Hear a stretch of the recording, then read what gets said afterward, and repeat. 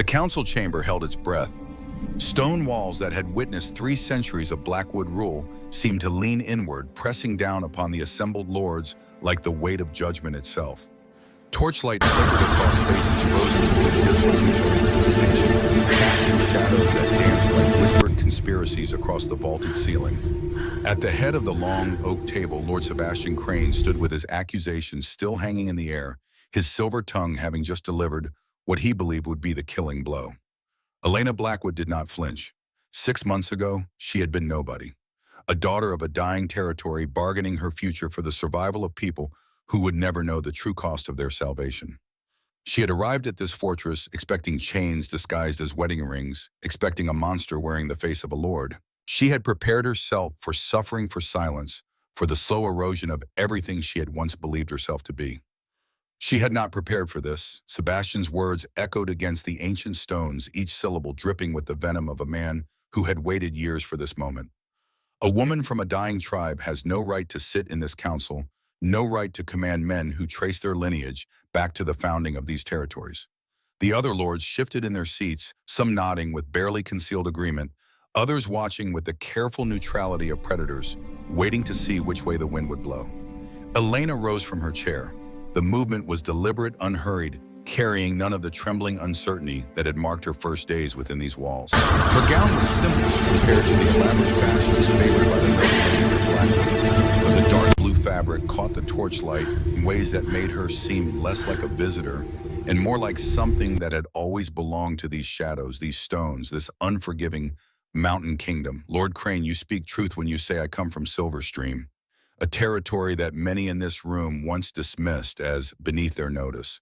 A land of dust and desperation, of people who learned to count their blessings in mouthfuls of water and nights without attack. Her voice carried no anger, no defensiveness, only the calm certainty of someone who had long ago made peace with the facts of her existence. But it was Silverstream that taught me what none of your noble tutors ever could: how to survive when there is nothing left, how to find strength when everything seems lost. She reached into the leather satchel beside her chair and withdrew a thick sheaf of documents, placing them on the table with the sound that seemed to echo far louder than physics should allow. And that is why I know you have betrayed us all. The silence that followed was absolute. Behind Elena, a figure stirred in the shadows near the great fireplace. Lord Damien Blackwood, master of this fortress and husband to the woman who had just accused his cousin of treason, watched the scene unfold with eyes that revealed nothing of his thoughts. But Elena had learned to read those eyes over the past 6 months. She had learned the subtle differences between his anger and his disappointment, between his concern and his calculation. And in this moment, beneath the carefully constructed blankness of his expression, she could see something that made her heart swell with unexpected warmth: pride. 6 months ago, she had been a trembling bride walking into what she believed would be her tomb. Now she stood before the most powerful lords in all the territories, armed with truth and unafraid to wield it. The story of how she came to this moment began as so many stories do, with an ending. 3 weeks before her wedding, Elena Ashford stood on the creaking wooden porch of her family home and watched the sun set over a landscape that looked more like a corpse than a living land. The grass had long since surrendered to the relentless drought, leaving behind only brown stubble that crunched beneath the slightest footfall. The creek that had once sung its way through the center of Silverstream territory had been reduced to a muddy trickle, barely enough to keep the remaining livestock alive, nowhere near enough to sustain the crops that had once made this land worth fighting for. 3 years of drought had accomplished what decades of territorial conflicts never could. Silverstream was dying, and everyone who lived within its borders knew it. Elena's fingers traced the weathered railing, feeling the splinters that had begun to form as the wood dried and cracked in the merciless sun. She remembered when her father had built this porch, remembered sitting on his shoulders as a child while he hammered the final nails into place, remembered his laugh when he had proclaimed that this would be where they would watch their grandchildren play, in the meadows below. There were no meadows now, no green, no laughter. Behind her, the door opened with a familiar creak. Her mother emerged carrying 2 cups of what passed for tea these days, a bitter brew made from roots and dried herbs that bore little resemblance to the fragrant blends Elena remembered from her childhood. Margaret Ashford had aged a decade in the past 3 years, her once dark hair now shot through with silver. her eyes carrying the permanent weight of a woman who had watched her world slowly crumble while being powerless to stop it. The silence stretched between mother and daughter, filled with everything that neither of them knew how to say. Finally, Margaret spoke, her voice carrying the roughness of suppressed emotion. "You do not have to do this. There are other ways. We could petition the neighboring territories for aid. We could send the young ones east to find work in the cities. We could sell what remains of the land and start again somewhere else. You do not have to sacrifice yourself to us. You are not a bargain to be treated for survival." Elena turned to face her mother, and something in her expression made Margaret's words trail off into uncomfortable silence. "Who else would you have me send Mother Lily? She is 21 years old and has just found her true love in Kai Mercer. Would you have her give up her chance at happiness for a political marriage to a man twice her age?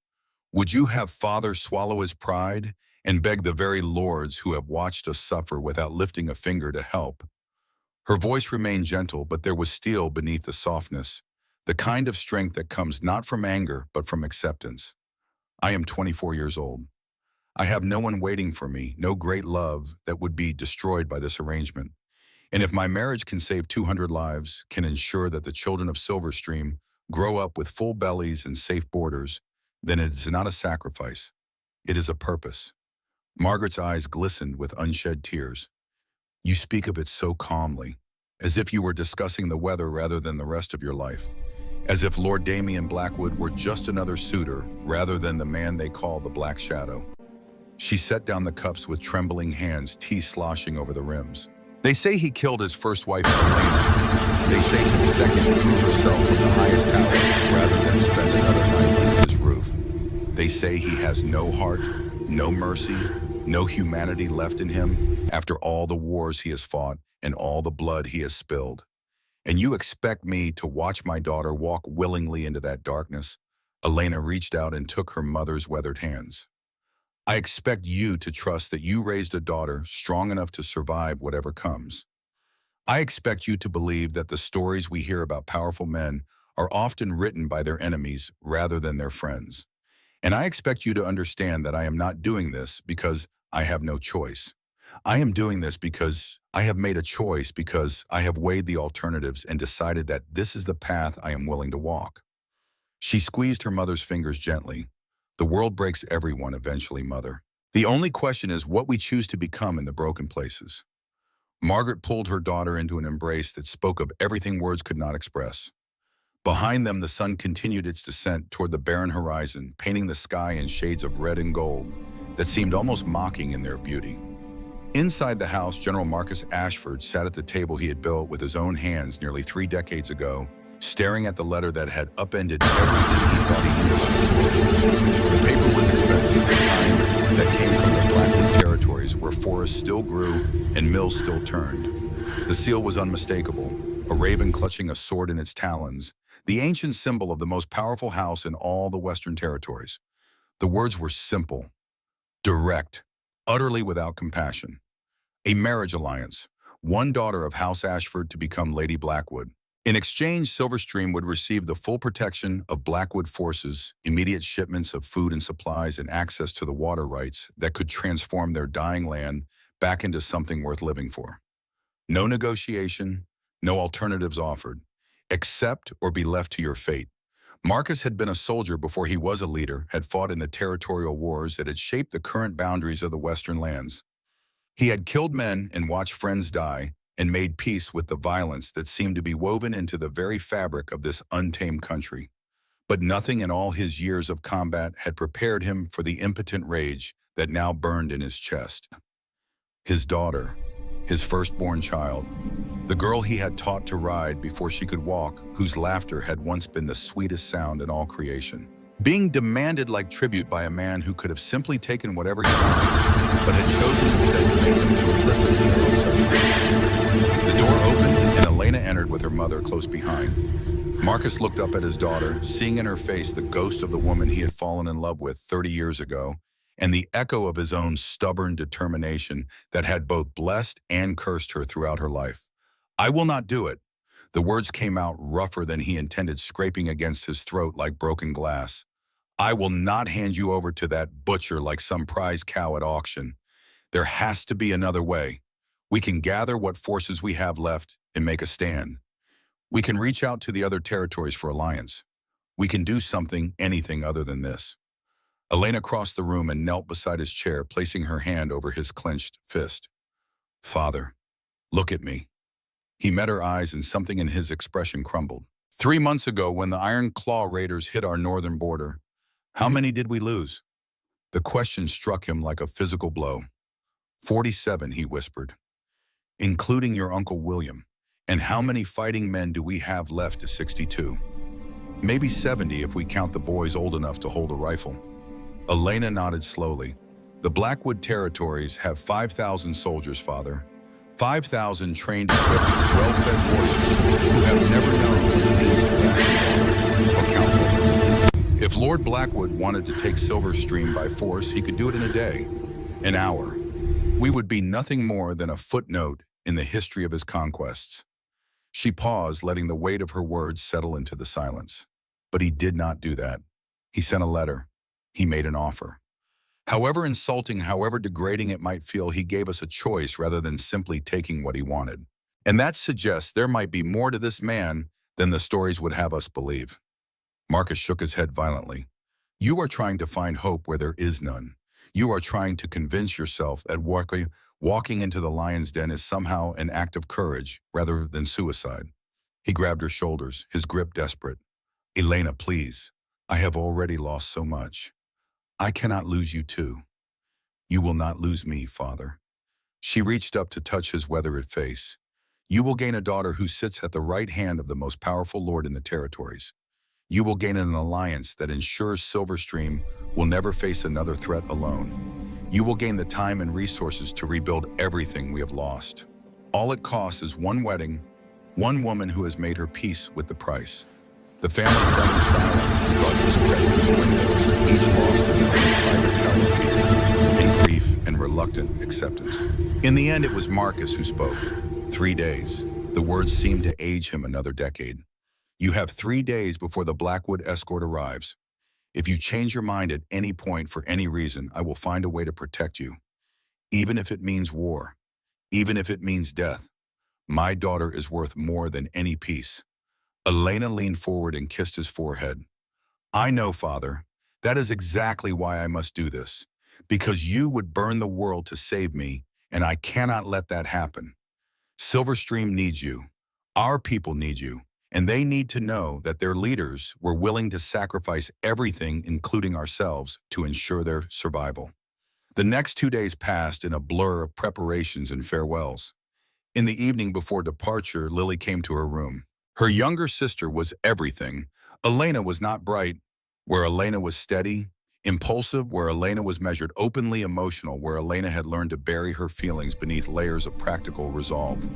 At 21, Lily still believed in the fundamental goodness of the world, still trusted that love could conquer all obstacles, still looked at the future with the kind of hope that Elena had long since learned to keep carefully guarded.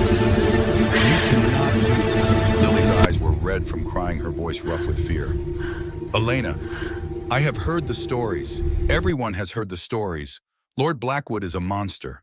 His first wife died in a suspicious accident that nobody ever properly investigated. His second wife threw herself from a tower after less than a year of marriage.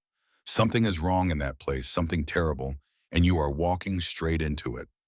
Elena set aside the book she had been pretending to read and patted the bed beside her. Come, sit with me. Lily hesitated, then crossed the room and collapsed onto the mattress like a puppet whose strings had been cut. Stories are funny things. They change with every telling, growing larger and darker with each repetition. By the time a tale has passed through enough mouths, the kernel of truth at its center has been buried so deep that no one remembers what really happened. She brushed a strand of hair from her sister's tear-streaked face. The first wife died in a riding accident. But was it murder? Negligent, simple misfortune. Horses throw their riders every day, Lily. People die in accidents all the time without there being any conspiracy behind it. In the second wife, Elena's expression grew more thoughtful. That one troubles me more, I admit. But consider if Lord Blackwood truly drove her to such desperation. Why would he seek to Why would he risk another potential scandal when he could simply remain unmarried and name some cousin or nephew as his heir? There is something missing from that story, something that the rumor mongers either do not know or choose not to share.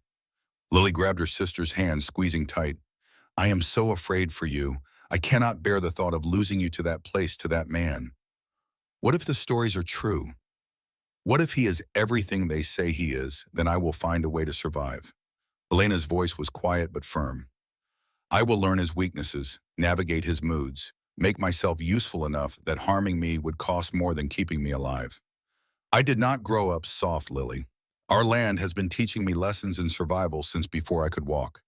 And I promise you, whatever waits for me at Blackwood Fortress, I will not go gently into any dark fate.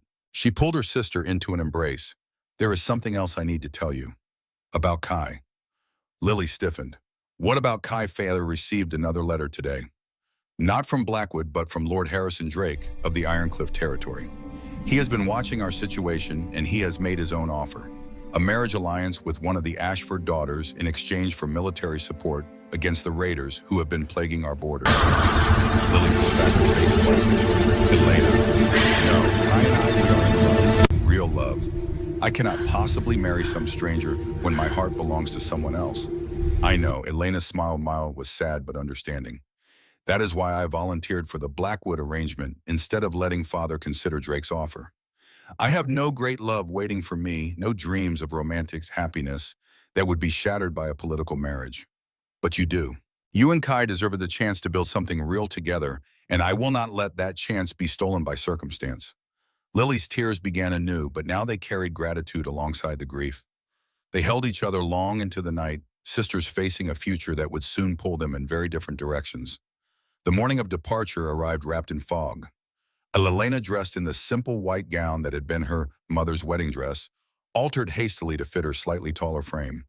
The family's silver bracelet, passed down from grandmother to daughter for more than a century, was clasped around her wrist as the final piece of preparation. The Blackwood escort was smaller than she had expected, perhaps 20 riders in dark clothing, bearing the raven standard of their house. At their head sat a man in his 50s with steel gray hair and watchful eyes, his bearing speaking of decades of military service. He dismounted and approached with a slight bow. Lady Elena Ashford. I am Captain Thomas Reed, commander of the Blackwood Household Guard. I have been sent to escort you to the fortress for your wedding. The journey took 3 days. On the evening of the second day, they stopped at an inn called the Three Foxes. Captain Reed had warned her to be careful there, though he did not explain why. Elena could not sleep that night, and she went to the common room for dinner. That was when she heard the conversation. Two men at a nearby table, their voices carrying just enough for her to catch fragments through the general din. Sebastian says everything is in place. Once the new bride arrives, we will have someone inside the household who can feed us information. If she cooperates, all the better. If not, she will have an accident just like the others. Elena's blood turned to ice. The second man spoke, his voice lower, but still audible. But what if she does not cooperate? What if she proves loyal to Lord Damien despite everything? A harsh laugh. Then we arrange for her to meet the same fate as Lady Catherine. Sebastian has done it before. He will do it again. Elena's grip tightened on her fork until the metal bit into her palm. Lady Catherine. Not an accident, not random misfortune. Murder planned and executed by Lord Sebastian Crane, blamed on the husband who had loved her. Everything she thought she knew about her situation shifted in an instant. Lord Damien was not a murderer. He was a victim, a man who had lost the woman he loved to his cousin's ambition and been branded with the guilt ever since. Lady Margaret had seen the truth and been silenced for it. And now Elena herself was walking into the same trap. She rose calmly, leaving coins on the table for her meal, and made her way toward the stairs without looking at the two men who had just sealed their own fates by speaking too freely. In her room, something hardened in Elena's chest, something that had always been there, buried beneath the dutiful daughter and the practical sister and the sacrificial bride. A core of steel that had been forged in the fires of drought and desperation. She had come to Blackwood expecting to survive. Now she had a different purpose. She would uncover the conspiracy. She would expose Sebastian Crane. She would clear Lord Damien's name. And if that meant walking into the lion's den with a smile on her face and murder in her heart, so be it. The final day of travel brought them to the mountain pass that led to Blackwood Fortress. The fortress was carved from the mountain itself, massive walls of black stone rising seamlessly from the living rock. Towers stretched toward the gray sky, their peaked roofs lost in low-hanging clouds. When Elena finally stood before Lord Blackwood in the great hall, she found something she had not expected.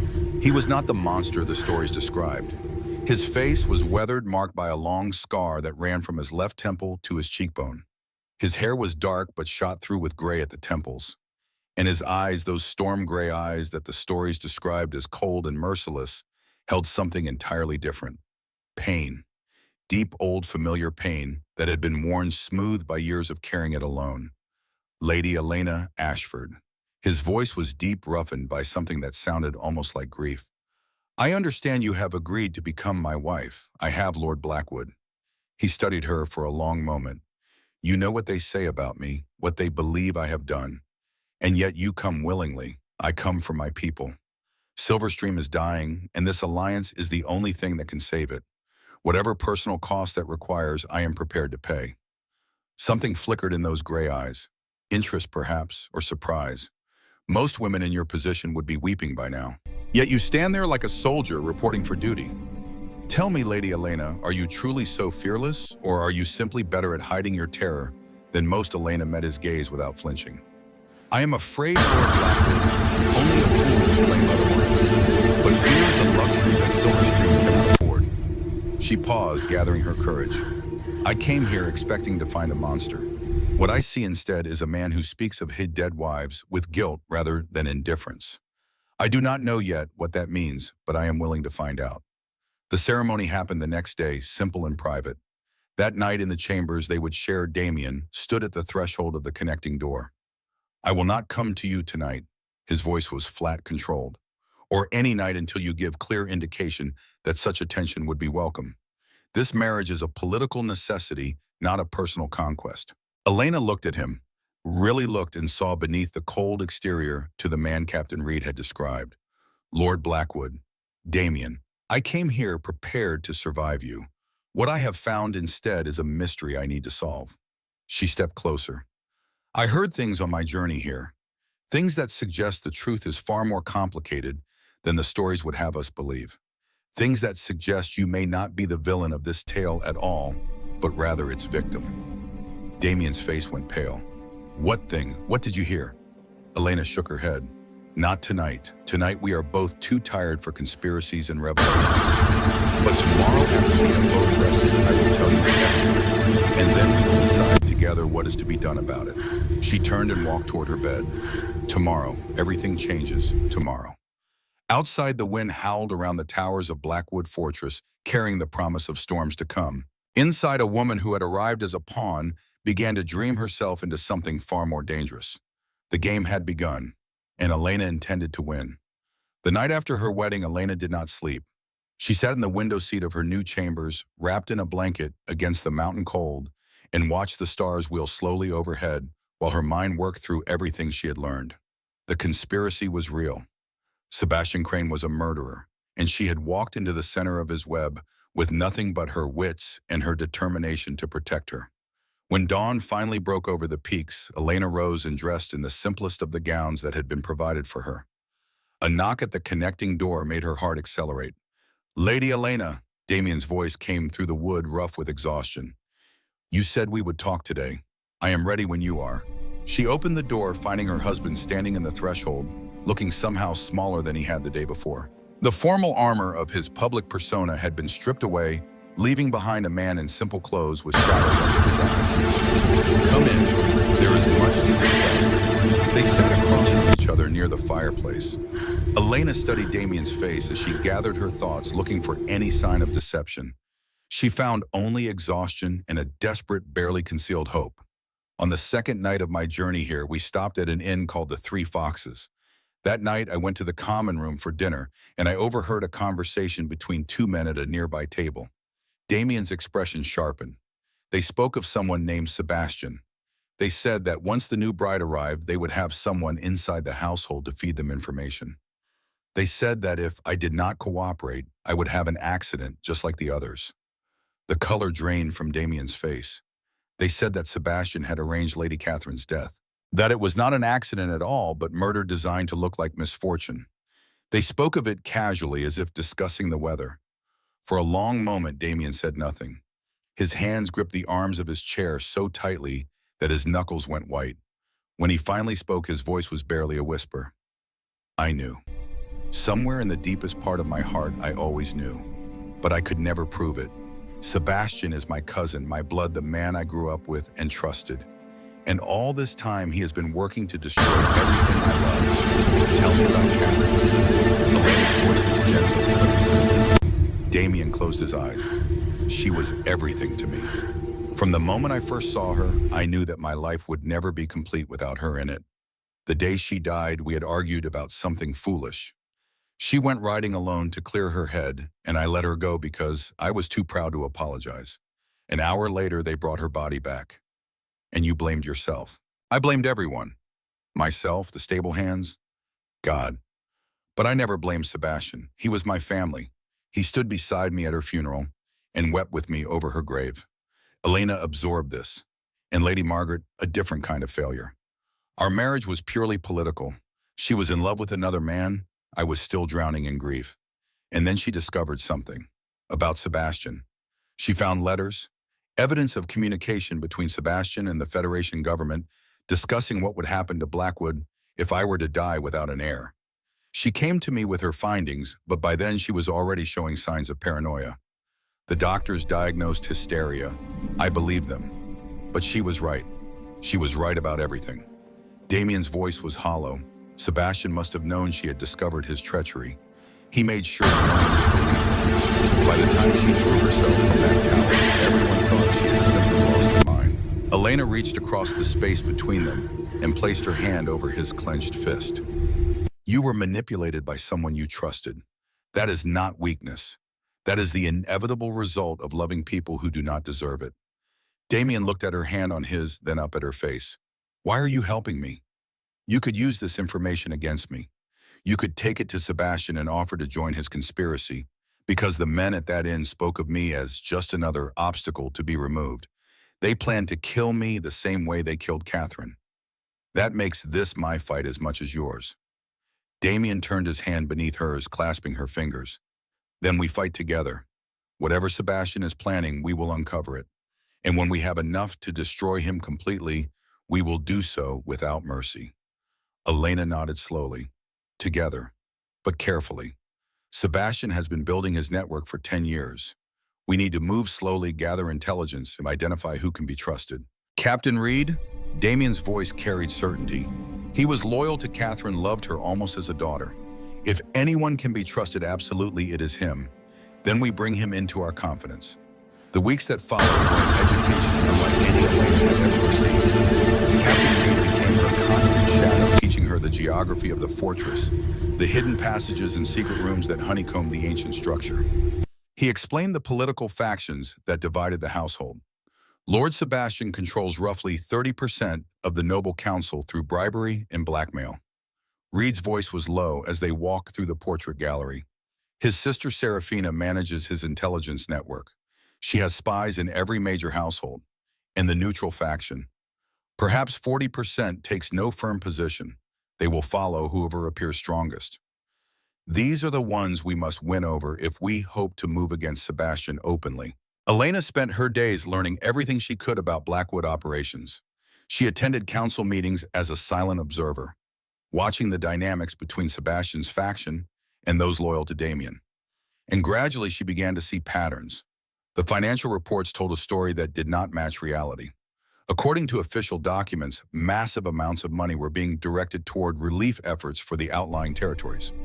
But when she discreetly inquired about conditions in those regions, she heard tales of continued suffering, of aid that never arrived. Someone was stealing from the relief funds. Elena spent 3 nights poring over ledgers and receipts, tracing the flow of money. What she found made her blood run cold. Nearly half of the allocated relief funding was being diverted. The recipients listed in official records were either fictitious or actual people who had never received a cent. And every single transaction bore the authorization signature of the man responsible for Blackwood finances, Lord Sebastian Crane. She brought her findings to Damien that night. $144,000 over the past 3 years. Elena's voice was steady, but fury simmered beneath the calm surface, enough to feed every hungry family in the outer territories. And instead it has disappeared into accounts controlled by your cousin. He has been funding his conspiracy with stolen money. Damien's hands shook as he turned the pages. Using the suffering of our people to pay for the spies and assassins he needs to take my place. We have evidence now, real documented evidence. If we present this to the council, some of the neutral lords might turn against him. Damien shook his head slowly. It is not enough. Sebastian will claim the discrepancies are accounting errors. He has had years to construct layers of deniability. We need more. Then we get more. Elena gathered the documents. But this is a start. 2 months into her time at Blackwood, Elena requested permission to address the notification. Sebastian's faction was dismissive, clearly expecting nothing of consequence from the outsider bride. The neutrals waited with the patience of carrion birds. Elena stood at the head of the council table. For the past 2 months, I have been studying the financial operations of Blackwood territory. I have examined ledgers and receipts, traced transactions, and verified accounts. And I have discovered something deeply troubling. Sebastian shifted in his seat. According to official records, we have sent approximately $144,000 in relief funding to the outer territories over the past 3 years. Elena pulled a thick folder from beneath her arm. According to my investigation, less than half of that money ever arrived at its intended destinations. The room erupted in murmurs. Sebastian rose to his feet, his face a mask of outrage. This is absurd. The new Lady Blackwood has been here barely 8 weeks, and already she presumes to accuse the Treasury of corruption. If there are discrepancies, they are surely the result of clerical errors. I am not accusing anyone. Elena's voice remained perfectly level. I am simply presenting facts. Facts that show a consistent pattern of diversion, always through the same channels, always authorized by the same official signatures. She met Sebastian's eyes directly. Your signatures, Lord Crane, on every single transaction that cannot be properly accounted for. The silence that followed was absolute. Sebastian's face went through a rapid series of expressions, shock, fear, calculation, and finally cold fury. You dare to accuse me of theft. A woman from a dying territory, a bride purchased with promises of protection. You dare to stand in this chamber and suggest that I have stolen from my own family. I dare to present evidence. Elena did not waver. What conclusions others draw from that evidence is their concern, not mine. Lord Harrison Drake, one of the neutral lords, leaned forward. The lady makes a reasonable point. If there are irregularities, surely a formal investigation would clear Lord Crane's name. Sebastian's jaw tightened. An investigation would waste time and resources. But if the council insists, I will of course cooperate fully. I have nothing to hide. Elena inclined her head slightly. Then we are in agreement. An investigation will proceed and the truth will emerge. She sat down, feeling the weight of every eye in the room. Sebastian's gaze promised retribution, but she met it without fear. She had drawn first blood. 3 weeks after the council meeting, someone tried to kill her. She was walking in the gardens during a brief window of afternoon sunshine, Captain Reed a few paces behind. The arrow came from nowhere, a whisper of displaced air that ended in a solid thunk as it buried itself in the tree beside her head. Reed's reaction was instantaneous. He tackled her to the ground, covering her body with his own while shouting for guards. When the attack finally ceased, Reed helped her to her feet. Are you hurt? Elena examined herself, finding nothing worse than grass stains and a scraped palm. I am fine, but someone just made their intentions very clear. The guards found a crossbow mechanism hidden in a hedge rigged to fire when someone stepped on a concealed trigger. But Elena noticed something. The guards missed a small scrap of fabric caught on one of the thorns. Green fabric, the distinctive shade favored by House Crane. She palmed the evidence before anyone else could see it. That night, she presented her finding to Damien. He stared at the scrap of cloth with fury and satisfaction. Sebastian is getting desperate. He knows the investigation will eventually lead back to him. He has just made a fatal mistake by attacking you. But we still need more than circumstantial evidence. This proves someone from House Crane was involved, but Sebastian will claim it was a rogue actor. Then we find the actor. We identify whoever planted that crossbow and make them talk. Elena placed her hand on his arm. We will want justice for Catherine, for Margaret, for everyone Sebastian has harmed. But we must be patient. We must build a case so overwhelming that even his most loyal supporters will have no choice but to abandon him. Damien covered her hand with his own. How do you stay so calm when someone just tried to murder you? Because panic serves no purpose. Because fear is a luxury I cannot afford. She paused. And because I have something now that I did not have before. Someone fighting beside me. Someone who understands what we are facing. Damien pulled her into an embrace. I will not lose you too, he said quietly. Whatever it takes, I will keep you safe. Elena leaned into his warmth. Then we will keep each other safe. And together we will tear Sebastian's conspiracy apart. The news arrived 3 weeks later, carried by exhausted riders who had pushed their horses to the breaking point. Federation troops were massing at the eastern border. 50,000 soldiers equipped with modern weapons and supplied by the industrial might of the eastern cities. They claimed the western lands were unincorporated federal territory and announced their intention to bring them under proper governance. It was an invasion in all. The noble council convened in emergency session. Damien stood at the head of the table, his expression grave. We cannot fight them alone. Blackwood has 5,000 soldiers. The Federation can field 10 times that number. If we resist, we will be crushed. If we do not resist, we will be absorbed. Surrender is not an option. Lord Drake's voice carried conviction. We would lose everything. Then we must find allies. Elena spoke into the tense silence. We must do what has never been done before. We must unite the Western territories under a common banner. Sebastian laughed dismissively. Impossible! The territories have been at each other's throats for generations. Old grudges, blood feuds going back centuries. You cannot simply make all of that disappear. I am not suggesting we make it disappear. Elena rose and moved to the large map that dominated one wall. I am suggesting we give them a reason to set it aside, temporarily, long enough to face a common threat. She traced the borders with her finger. The Federation does not care about our internal conflicts. To them, we are all equally primitive. When they come, they will not distinguish between Blackwood and Ironcliff and Silverstream. They will sweep through all of us like a wildfire. Lord Drake leaned forward, his expression thoughtful. What exactly are you proposing at the conference? Representatives from every major territory meeting together to discuss collective defense. Not permanent unification, not the surrender of individual sovereignty, but a temporary alliance for the duration of the crisis. It has never been done, another lord observed. Then perhaps it is time to try again. Elena's voice carried conviction. The alternative is watching everything we have built be destroyed piece by piece. Damien stepped forward. Lady Blackwood speaks wisely. We have perhaps 6 months before the Federation moves in force. In that time, we must either find a way to stand together or we will certainly fall apart. I propose that we send invitations to every major territory, calling them to a conference here at Blackwood Fortress. The vote was not unanimous, but it was decisive. The invitations would be sent. The conference would convene.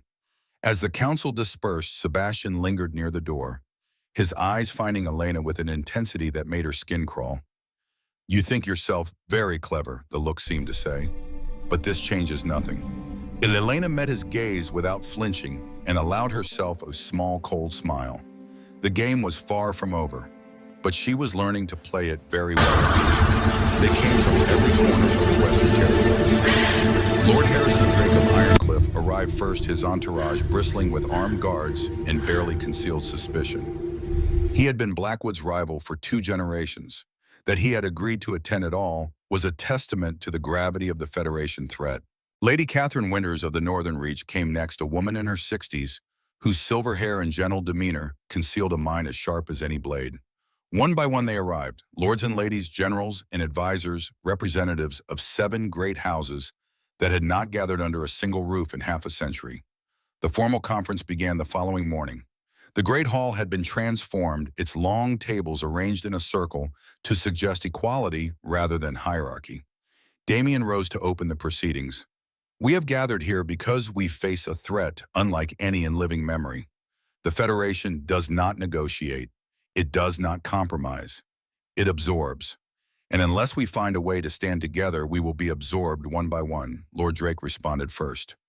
Fine words, Lord Blackwood, but standing together requires trust, and trust has been in short supply among these houses for generations. None. Damien's honesty seemed to catch the assembly off guard. I cannot offer guarantees because I am not asking you to support. I am asking you to join a partnership of equals. Elena rose from her seat, drawing every eye in the chamber. Lords and ladies, I understand your hesitation. I am perhaps the newest member of this assembly, a woman from a territory so small that most of you have probably never heard of it. But perhaps that perspective allows me to see something that those closer to these old conflicts cannot. She moved to the center of the circle where a large map had been laid out. Each of your houses is powerful. Each controls resources and warriors that would make the Federation think twice. But separately, you are islands. The Federation can surround each island, cut off supply lines, wait until starvation does their work. Lady Winters leaned forward. And together we become a continent. Elena's voice grew stronger. A unified front that would require the Federation to commit far more resources than they have allocated. Lord Drake stood slowly. What specifically are you proposing a formal alliance? The Western Confederation. Not a merger of territories, but a mutual defense pact with teeth. An attack on any member becomes an attack on all. A rotating council where each house takes turns providing leadership, ensuring no single territory dominates. The murmurs that followed were cautiously optimistic. One by one, delegations indicated their willingness to discuss terms. Sebastian Crane had remained silent throughout his expression, a mask of aristocratic boredom. But Elena noticed the subtle signs of agitation. His fingers drummed against the table. His eyes darted toward the exits. He knew something was coming. Lords and ladies, Elena continued, there is one more matter we must address before these negotiations can proceed in good faith. She withdrew the thick folder of documents she had been assembling for months. For the past several months, I have been investigating financial irregularities within Blackwood territory. What I have found suggests a pattern of systematic theft from relief funds. Sebastian's mask slipped, revealing a flash of pure hatred. We have already discussed this matter, Lady Blackwood. There is no need to burden our guests with internal affairs. But these are not merely internal affairs. Elena's voice grew harder. The conspiracy that enabled the theft has connections that extend far beyond Blackwood borders. She placed the folder on the central table and opened it to reveal page after page of damning evidence. Letters exchanged between Lord Sebastian Crane and Federation officials discussing the terms under which he would facilitate their takeover in exchange for being installed as their puppet governor. Financial records showing payments from Federation sources. Witness statements from servants and guards. The assembly erupted in chaos. Sebastian leaped to his feet. Lies. Fabrications. This woman is a nobody who has somehow convinced my cousin to believe her fantasies. Lord Drake rose slowly. Then you will have no objection to a formal examination of this evidence. Because if even half of what Lady Blackwood claims is true, you have been working to deliver all of us into Federation hands. Elena pressed her advantage. There is more. She pulled out the scrap of green fabric. 3 weeks ago, someone attempted to assassinate me using a concealed crossbow. This fabric was found at the scene, the distinctive green of House Crane. The silence that followed was absolute. Sebastian's composure finally shattered. You think you have won. His voice rose to a shriek. You think you can destroy everything I have built. He lunged toward Elena. I should have killed you the day you arrived, just like I killed Catherine. Just like I drove Margaret to her death.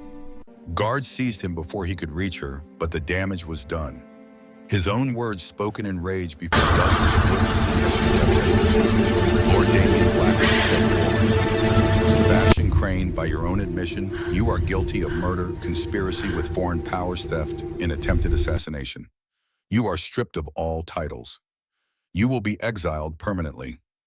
If you ever return, you will be executed. As Sebastian was dragged from the hall, still screaming, Lady Seraphina attempted to flee, but was intercepted by Captain Reed. When order was finally restored, Lord Drake rose once again. Lady Blackwood, you have done the Western Territories a great service today. On behalf of Ironcliff, I offer my formal support for your proposed alliance.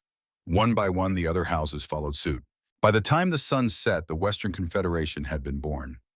That night, Elena stood on the balcony of the royal chambers watching the moon rise over the mountains. Damien joined her, his presence warm against the cold mountain air. You were magnificent today. His voice was rough with emotion. You did what I could not do in 10 years of trying. I had help. Elena leaned into his warmth. Captain Reed, the servants who risked everything to provide witness statements. You for believing in me when I was still a stranger.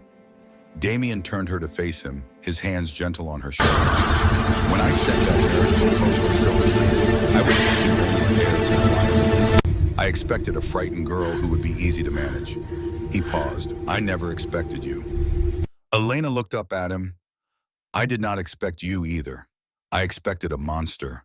I found a man who has been waiting a very long time for someone to see him clearly. Damien's hand came up to cup her face. I have been living in darkness for so long that I forgot what light looked like. You reminded me. Elena covered his hand with her own. I came here prepared to survive you. Instead, I find I cannot imagine my life without you in it. She paused, gathering courage. I love you, Damien. Not because I have to. Not because circumstances forced us together. Because you are the man I would choose given every option in the world. The kiss that followed was a declaration, a promise, a joining of two souls who had found each other against all odds. When they finally separated, Damien rested his forehead against hers. I have loved you since the day you stood in my council chamber and asked me point blank if I had killed my wives. No one had ever dared to ask me that. No one had ever looked at me like I was a man rather than a monster. Then we are both terrified at recognizing. They stood together in the moonlight, two people who had started as strangers bound by political necessity and had become something far more precious. 3 months after the conference, General Marcus Ashford arrived at Blackwood Fortress with news that threatened to reopen old wounds. Elena received her father and the private solar, delighted to see him, but immediately sensing something troubling beneath his forced cheerfulness. Father, what brings you all this way? Marcus embraced his daughter, then stepped back, his weathered face struggling with emotions he could not quite hide. Silverstream is thriving. The wells your husband's engineers dug are producing more water than we have seen in a decade. The crops are growing. Children are laughing in the streets again. He paused. We have become prosperous enough to attract attention from other territories. That is wonderful news. Yes. And no. Marcus sat heavily in a chair by the fire. Lord Harrison Drake has approached me with a proposal. A marriage alliance between his house and ours. Elena's blood ran cold. What kind of proposal he wants, Lily? Marcus could not meet his daughter's eyes. He has offered military support, trade agreements, everything Silverstream could need to become truly secure. All he asks in return is Lily's hand in marriage. Lily is in love with Kyle. They are planning to wed next spring. I know. Marcus's voice was heavy with guilt. But Drake is powerful, wealthy, connected. Kai is a good man, but he has nothing to offer politically. And Lily, like you, could secure Silverstream's future with a strategic marriage. Elena felt fury rising in her chest. You cannot be suggesting what I think you are suggesting. I am suggesting nothing. I am merely presenting options. After what you did for our people, after the sacrifice you made, I thought perhaps Lily might consider doing the same. I did not sacrifice anything. Elena's voice was sharp. I chose to accept the marriage proposal because Damien turned out to be my true partner, my equal, someone I have come to love deeply. You are asking Lily to reject her actual love for political gain. That is completely different. Marcus looked up at his daughter, shame warring with desperation in his eyes. Silverstream still needs allies. Drake is offering everything we could want, and the quest is only my sister's happiness. The door opened and Damien entered. He had clearly heard enough to understand the situation. General Ashford. His voice was controlled, measured. I could not help but overhear your proposal. Marcus rose suddenly, aware that he might have overstepped. Lord Blackwood, I beg no disrespect. I was merely discussing options with my daughter. Options that involve forcing your younger daughter to reject the man she loves for political convenience. Damien moved to stand beside Elena, his presence radiating quiet authority. Let me be very clear about something, General. I took away Elena's choice when I demanded a bride from Silverstream. I forced her into a situation where she felt she had no alternative. That is a weight I carry every day, even though our marriage has become something neither of us expected. He stepped closer to Marcus, and his voice dropped to something almost dangerous. I will not be responsible for the same thing happening to her sister. Lily Ashford will marry whoever she chooses, whether that is Kai Mercer or anyone else her heart desires. And if Silverstream needs allies, we will find another way to secure them. One that does not require sacrificing young women on the altar of political expediency. Marcus was silent for a long moment.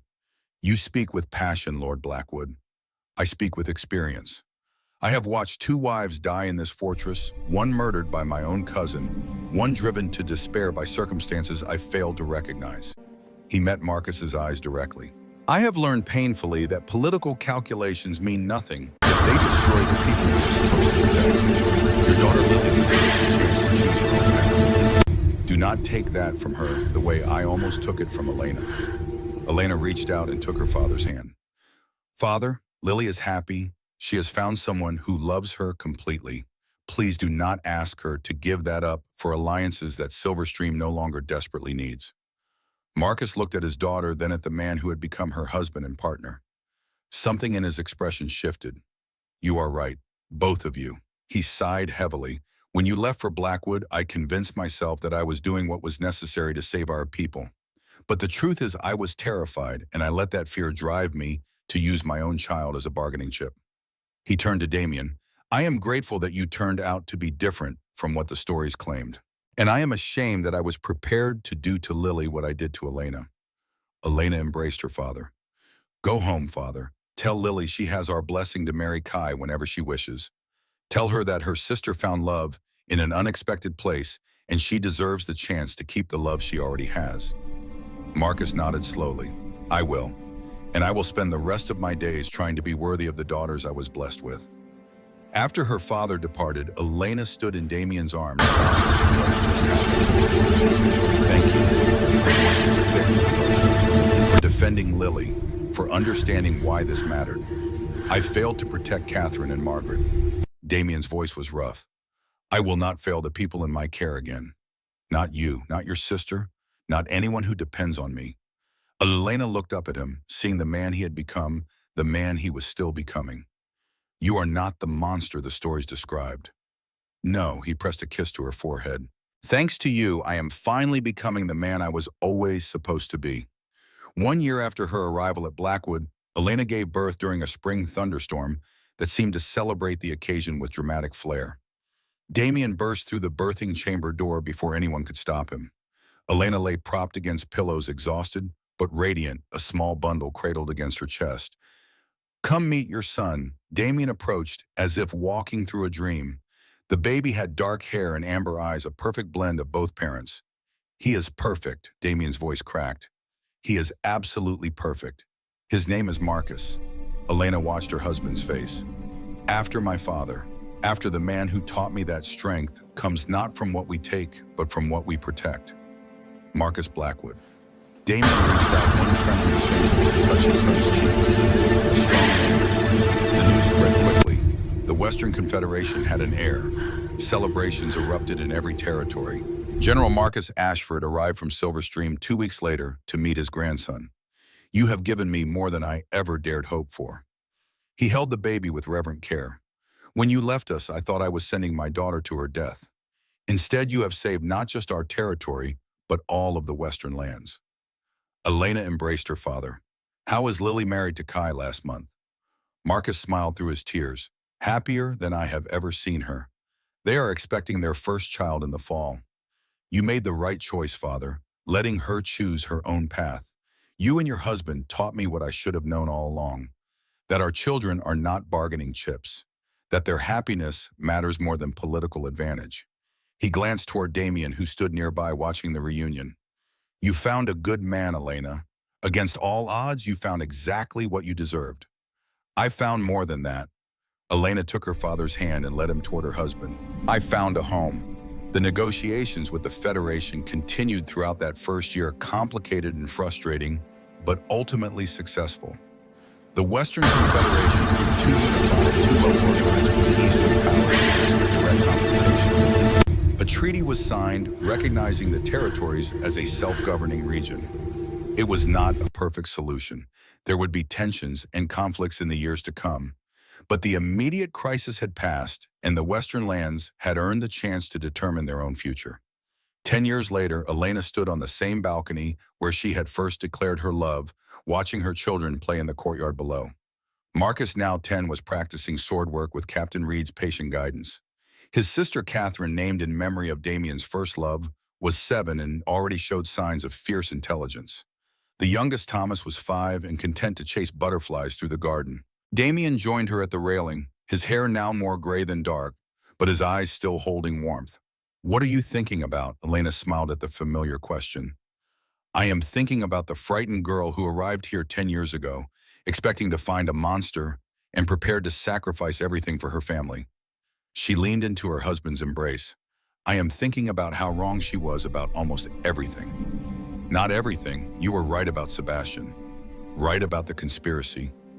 Right about the alliance. I was wrong about the most important thing." She turned in his arms to face him. "I thought love was something that happened to other people. I thought I would spend my life enduring rather than thriving. And now I know that sometimes the most unlikely beginnings lead to the most beautiful endings. That the circumstances which force us together matter less than the choices we make once we are there." Damien pulled her close. "You are the best thing that ever happened to me. The best thing that ever happened to Blackwood. The best thing that ever happened to these territories. That might be an exaggeration. It is the simple truth." He pressed a kiss to her temple.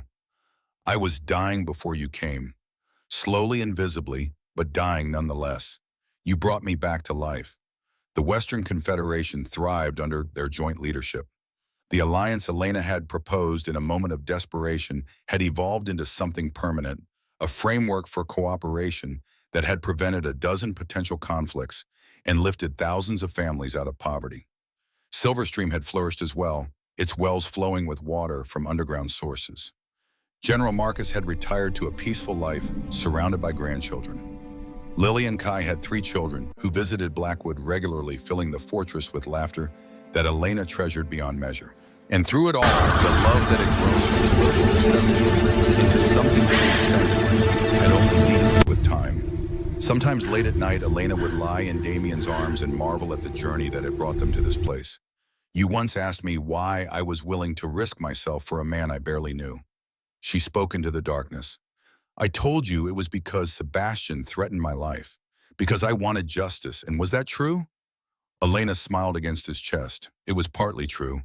But the deeper truth is that I recognized something in you from the beginning, a strength that had been tested by suffering and emerged unbroken, a heart that had been wounded but not destroyed, a soul that was waiting just as mine was for someone who would see clearly." Damien's arms tightened around her. "I spent 10 years believing I was cursed, that everyone I loved would be taken from me. You did not just clear my name or expose my enemies. You saved me from myself." Elena raised herself on one elbow to look at him. "We saved each other. That is what partners do." Outside the windows, the mountains stood eternal and unchanging. The stars wheeled overhead in their ancient patterns. And in the heart of Blackwood Fortress, 2 people who had found each other against all odds held each other close and dreamed of all the tomorrows yet to come. The reluctant bride had become a beloved man. The suspected murderer had been revealed as an innocent man. The alliance born of desperation had grown into something that would reshape the Western territories for generations. And the love that had seemed impossible had proven to be the most real thing of all. Some stories end with happily ever after. This one ended with something better.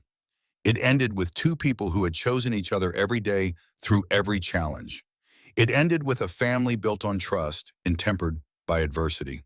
It ended with a legacy that would outlive them both. It ended with hope.